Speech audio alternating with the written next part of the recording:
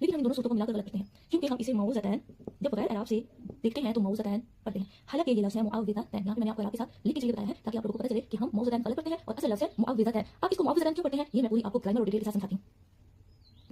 वाव दाल मतलब माउस, ठीक है। ये मादा जब फ़अला फ़अला सलासी मुजर्रद से बनेगा तो ये बनेगा आज़ा माजी, ठीक है। और इसका जो मुज़ारी बनेगा वो बनेगा याऊज़ु।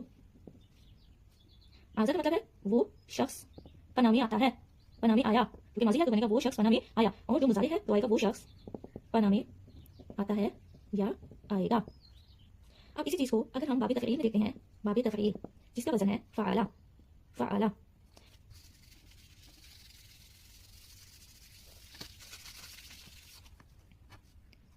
बाबे तफ़ईल जिसका वजन है फ़अला यानी फ़ा आइन आइन लाम, क्योंकि आप देखें कि आइन के ऊपर क्या है, शद है।